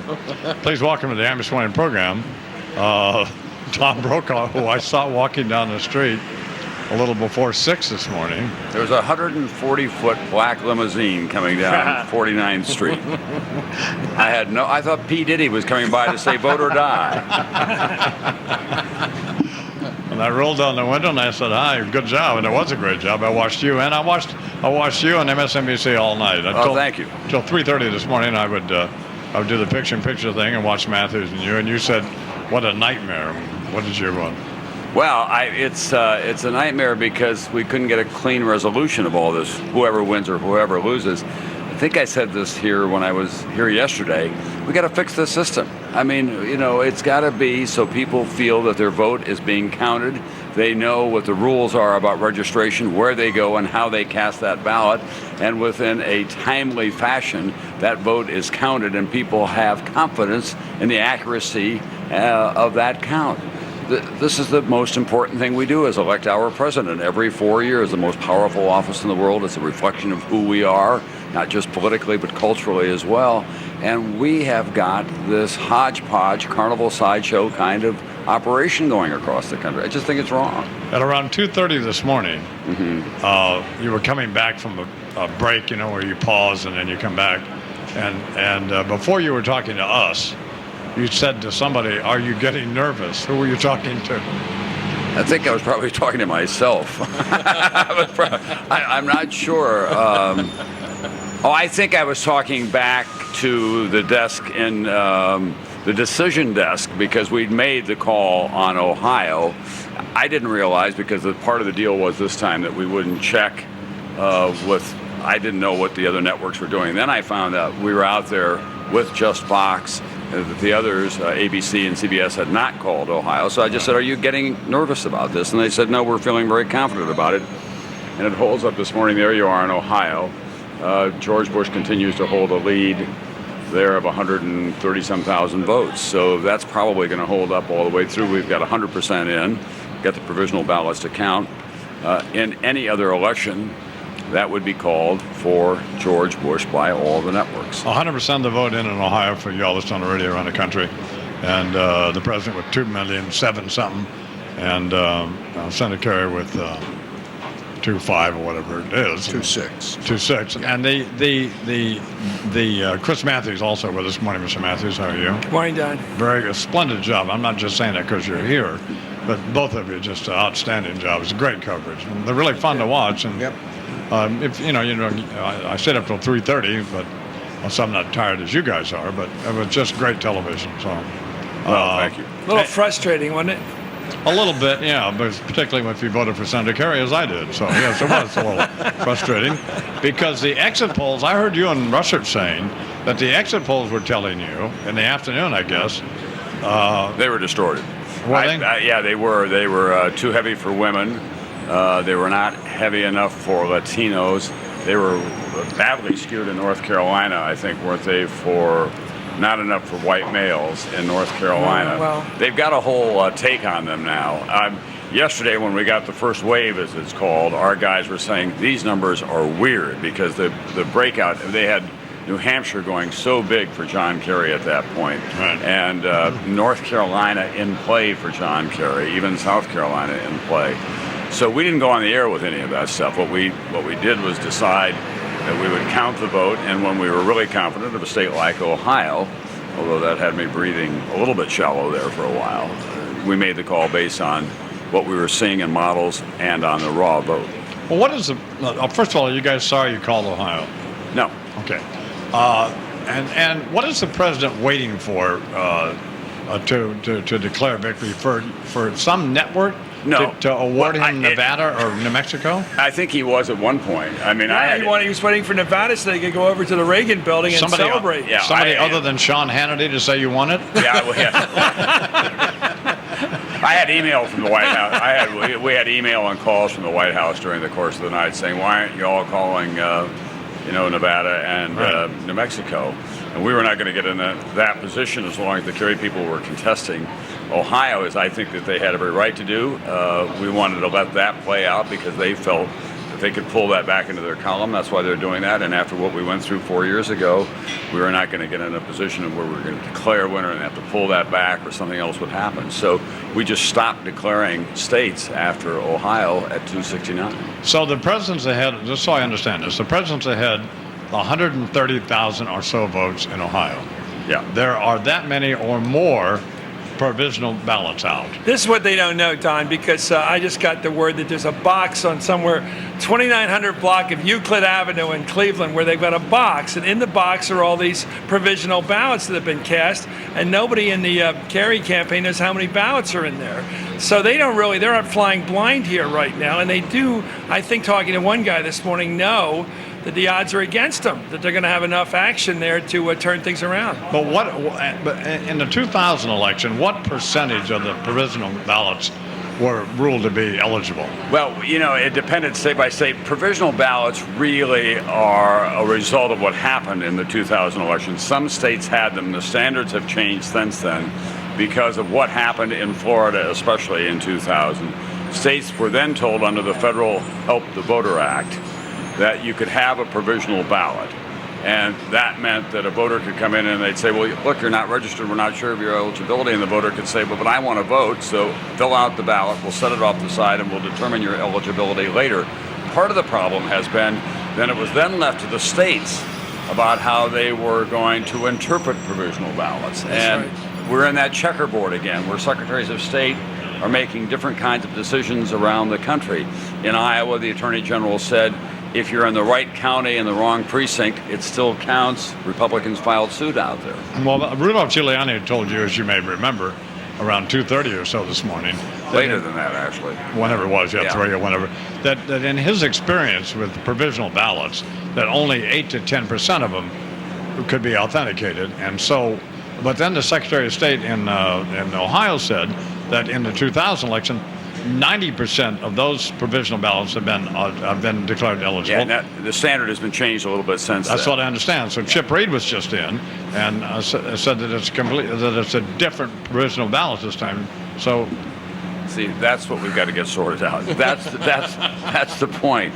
Here we are trying to decide what's a provisional ballot in Ohio, what's a provisional ballot, and how can it be cast in Iowa, and this very, very uneven checkerboard terrain. It's getting to be, to vote in America is like reading a life insurance policy. No one understands at the end of it, and their eyes are glazed over by it all. And I just think that that's wrong, and I think both parties feel that way as well. And this is what Ken Blackwell, the Secretary of State of Ohio, calls a hiccup. He said this is just a little hiccup here, and he's at war with the Republican Party, from I can tell, in Ohio. So who knows where his politics are headed right now? Like, that's Ken Blackwell. What a strange state. Let's give the people in Iraq great confidence of their election coming up in January. And maybe we can send over some monitors and learn something. Chris, you actually are great at putting the whole thing in perspective, and it may be too soon for that to do a Douglas Brinkley deal or Doris Kearns Goodman. But what does it mean at this point this morning? Well, I think it's one of those elections like you occasionally see in parliamentary countries. Well, they'll vote in, say, 51, and they'll vote again in 52, and it'll be the same result. There was no barriers broken down. I mean, the president did well. He did well. He got his base out. He got the evangelicals to vote enthusiastically. We were talking the other day. We had a briefing where it's 97% among the Republicans. What a party support that is. But he didn't convince the people in the Northeast, which it looks like it's another sweep in the Northeast. He didn't convince the people in California, the people who may think they're more sophisticated than he is. he didn't break through in that cultural world into the secular world. He's very much the dominant force, I must say, in the values world, though. This country's divided now between look at that map. That means a lot, that red and that blue. I was saying to somebody last night, it was on the show, Tucker Askew, one of the Bush people. I said, if you were to go on a trip now, sort of a USO trip or a USIA trip, and took that map with you to India, or took that map with you to Australia or Turkey, and explained it to people, what does that mean? Is this a tribal difference here in our country? It really looks like one. Look at a contiguous mass for the president in the heartland, and yet in the big cities and on both coasts, he doesn't seem to enjoy any support. What's that about? It's not just about party registration. It's about secular versus religious. It's a whole values trip difference. It's really important, and I think we got to, at some point, find a way to unify, I think. But it's one of the significance in this election is that the president actually won the popular vote. Yeah, by a big margin. By 3.5 million votes. Yeah. So people like, I don't know, May won't have that to scream about. And that won't help Kerry's situation if he goes to litigation, because he won't have that moral foundation that Al Gore could have exploited his popular vote. Say if you bet somebody $10,000 that Senator Kerry was going to win, like you were stupid enough to do that. When would you think you would have to pay off that bet? When would you have to write the check? When would you have to write the check for that? Well, this is just a guess on my part, but in your younger days, you probably had a fair amount of experience with hot checks. Why not just go back to that? Oh, thank you very much. Well, I see you've been up all night, didn't take the edge off, did it? We're talking with Tom Brokaw and Chris Matthews about, well, I guess, is it a mess? I'll tell you what, Chris is absolutely right about how the country is broken out here. And from a political point of view, the Democrats have got a big problem. They're not going to be a national party until they can get back into the Great Plains and the Rocky Mountain West to some degree, into the South, and make a stand there, because they're not even close in those states. I mean, George Bush is winning by 2-1 and 3-1 in some of those states, and they're thought of in a disdainful way as Democrats. They've been demonized in part by the other party, but they've also been their worst enemies. As I've gone around the country in this election year, I've talked to a lot of evangelical Christians, thoughtful people, have strong values, care about their families. They should have an economic connection to the Democratic Party, but they feel mocked by that party. They don't think the party takes them seriously or their values seriously, and they don't know what they're so worked up about when it comes to language and entertainment and other parts of the culture. And that's a real challenge for the Democratic Party. This reminds me of Republicans back in 1964. Well, it's flyover country to a lot of Democrats. Yeah. I mean, think of the guys who contribute to the Democratic Party. I mean, they live in LA, they live in New York, they might live in Florida. They don't live in Missouri. They don't live in West Virginia. And by the way, this will sound a little bit odd, but suppose you were living in West Virginia and a guy that looked like John Kerry walked down the street. I mean, everybody would notice, who's the dude in town? It's like a cowboy movie. Who's that guy? He seems different than us. He's dressed different. He seems different. What's the split in California? Just not much you can do about that. What's the popular vote split in California? Probably 55-45. I didn't see it this morning. It was. But by the way, what struck me this last night, God knows what time of night it was, we're all waiting to see how the South is going to go, and we know how it's going to go. But you see how quick Missouri came in and how quick West Virginia came in? Yeah. It wasn't even an issue. This guy was an outsider to them. But I understand, Chris, you're talking about the support that President enjoys in California and New York. But it's not like everybody in California voted for Senator Kerry, or not everybody in New York voted for Senator Kerry. So, I mean, it's a 55. The president never tried to carry California. No, I understand that, but the it's largest a 55, state, and the president didn't try to carry it. It's a 55-45 split. That's not. Well, why didn't he campaign there? And I think one problem with the Electoral College is it encourages this stuff. Why because would you be badgering me? Because we should have, if candidates had to compete for numbers, they'd both be going to Brooklyn, they'd both be going to Queens. I'm being nice to both of you this morning because I know you're tired, so I'm not trying to jerk your chain or get you to say something that will ruin your career. So, well, yours is over. So why would you change now? You know, when they're at their most vulnerable, right. You would be taking it. Daschle lost. Is that fun? Yeah. No. Oh, he did. Yeah. You're saying yeah. You say no. I'm saying yeah. Oh, okay. It hasn't been called yet, but I guess we stopped calling. But but he did lose, and Thune is going to win there. He ran a very strong campaign at the end. Yeah. I think Tom Daschle has been an excellent senator from South Dakota. He's delivered a lot there. He's a great retail politician. But John Thune was a strong candidate. Former basketball star, ran strongly against Tim Johnson. Yeah. And came back this time, and Tom Daschle and his wife filed for the homestead exemption in the state of, or in the District of Columbia, which meant that they have to say we're residents of D.C. And in South Dakota, that doesn't go over. You know, it worked really well for Thune. I don't know him very well, but I saw how he lost the last time. And you know, show me a good loser, you got a loser. But in this case, he didn't contest the fight with Tim Johnson. All the stuff about the Indian tribes and the way the voting went that day on Election Day to get out the vote thing, where you had Democratic headquarters in the same buildings as the voting booths. And like a gentleman, he said, I lost, and he took it. And then, of course, the president talked him into running. Out in that, you're from out there, Tom. Everybody knows everybody. And they said this guy was a gent, and he didn't turn anybody off. How long does Kerry keep the Bruce Springsteen guitar pick? I don't think Bruce is going to go back and retrieve it from him. Yeah, but I mean, as superstitious as Senator Kerry is, when does he throw that out the limo or whatever? the warped old one, right. When does the barn coat go? The vanilla barn jacket. When's that baby going? It is 1/4 till the hour here on the Iverson Morning Program. Tom Brokaw and Chris Matthews, thank you both. Final question, when will this be resolved? Well, it's hard to know. It depends on the Kerry campaign, what the decision that they make. Mid-morning today, the White House has stepped back and said we want them to reflect on it.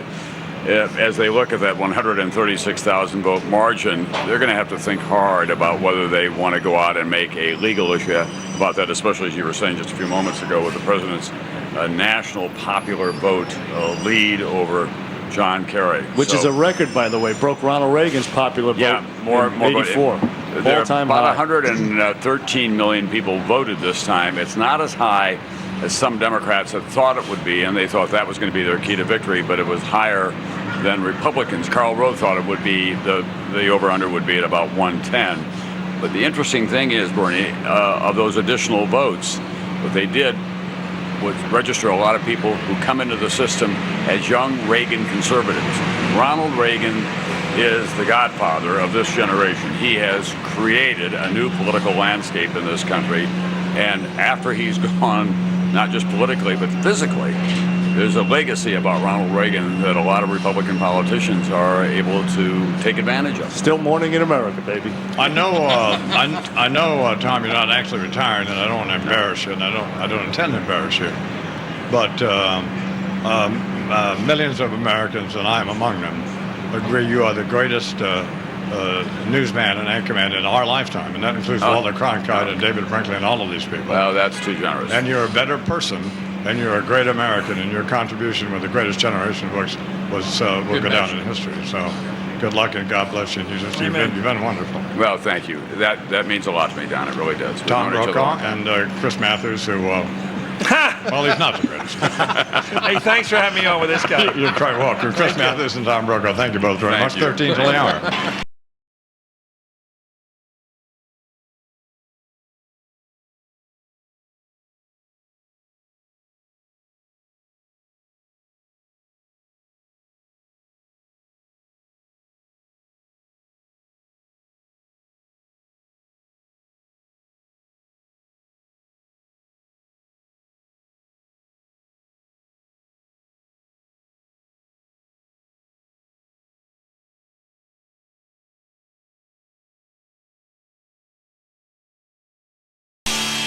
Imus in the morning.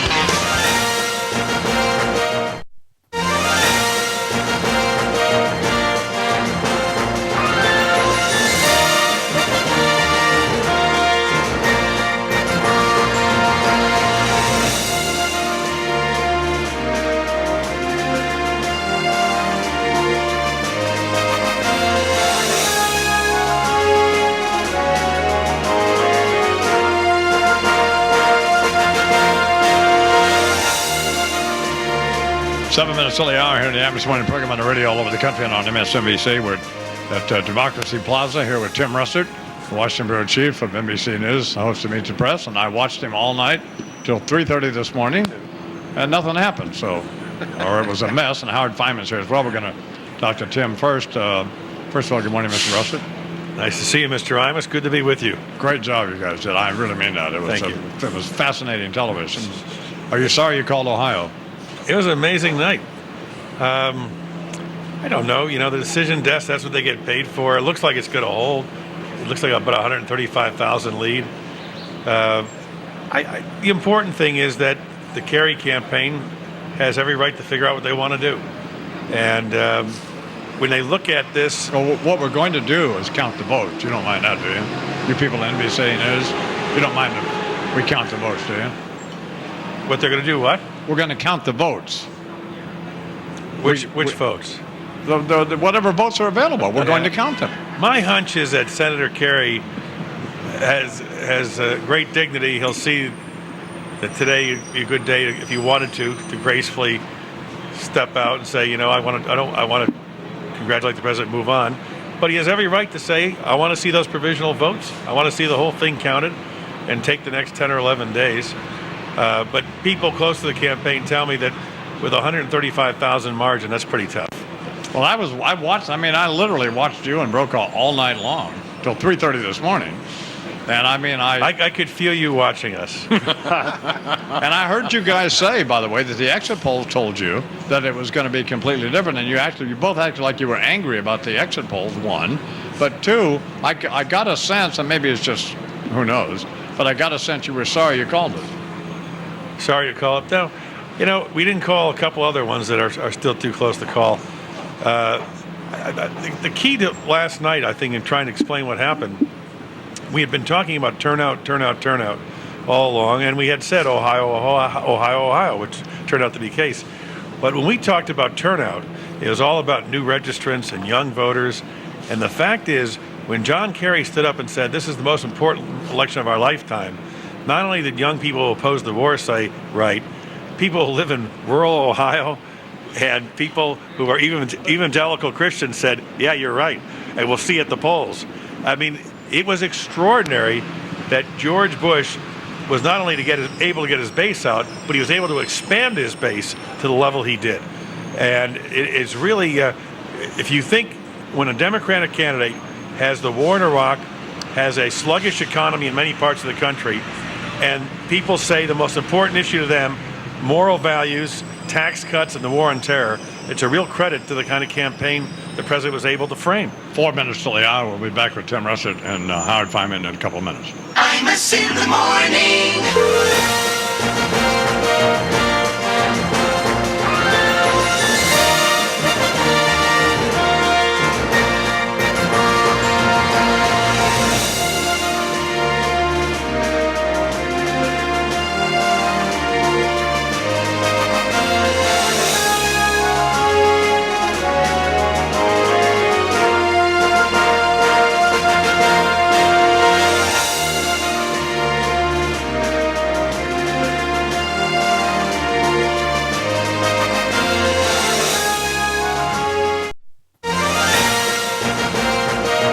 Infinity Broadcasting radio station, part of the Viacom deal. We're live from Democracy Plaza on the radio all over the country and on MSNBC, though we're not on a radio network at this point. We are on MSNBC. Tim Russert is here, and he was up all night with Tom Brokaw and Howard Feynman, who as well, who's been up all night as well, waiting to figure out what to write for Newsweek, right? Yeah, it's a nightmare. We have 5 or 6 different covers mocked up. I early in the night wrote a Kerry wins version, and then I wrote the Bush wins version, and now I'm writing Oh No Not Again version. And we have a special issue of the magazine that we hope to get out and close by noon today. I don't know if we're going to be able to, because even though John Kerry may decide to get out, we're not sure when he's going to do it. And if he doesn't decide to get out and follow the procedures in Ohio, we're looking at 10, 11, 12, 15 days, theoretically. Yeah, I was interviewed for Time magazine for their special I knew this was issue. coming, right. What? Go ahead. Well, no, I wasn't interviewed for Newsweek. Can I relate what happened? Yes. I was interviewed for Time for their special edition, and I had a pithy little humorous quote that Charles and I kind of collaborated on. Yes. And I'm just hoping it gets in. So, well, I'm hoping it gets in too. Tim Russert, what's the matter? I just noticing your tie. What's the matter with it? That is troubling. I agree. What's the matter with my tie? Everything. I got this at Mitchell's. It's an Hermes tie. I say you got it from the New Jersey governor's You mansion. showed up in one of the exit poll questions.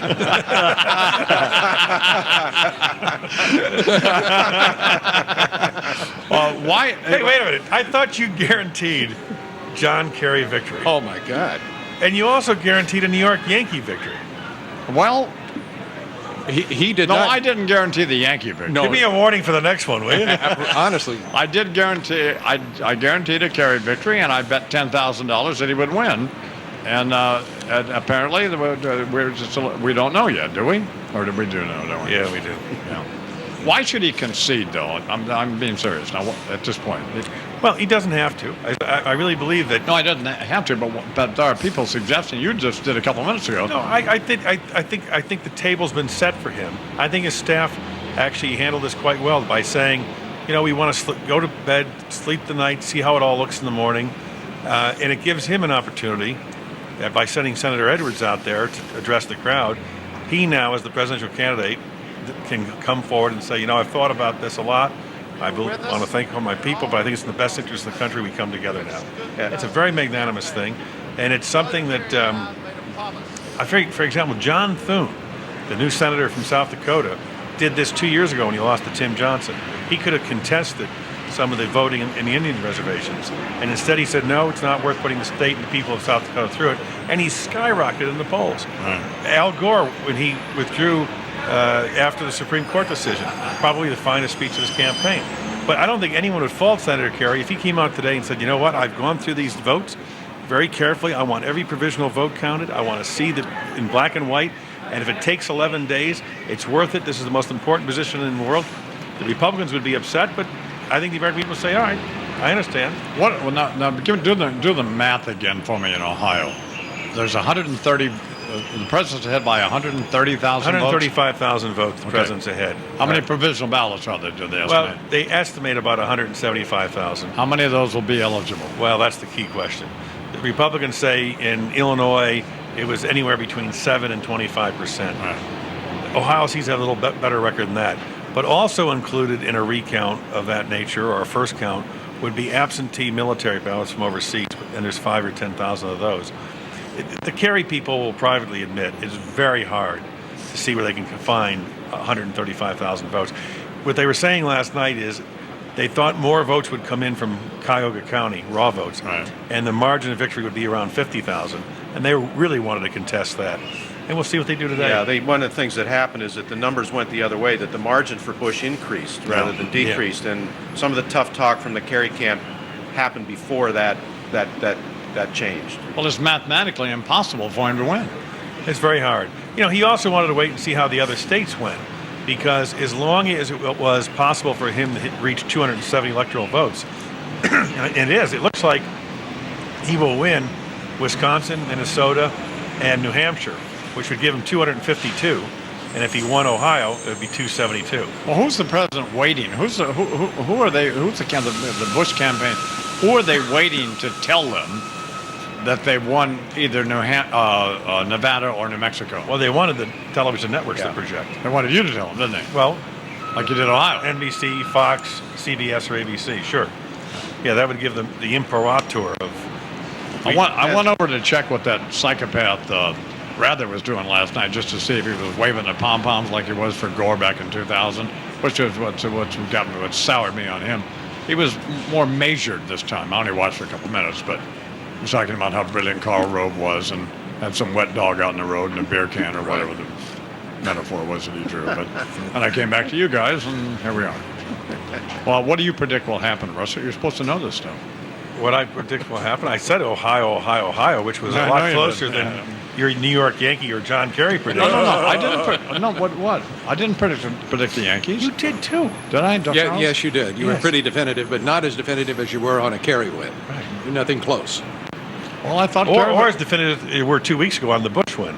See, here's the difference. That'll be fine.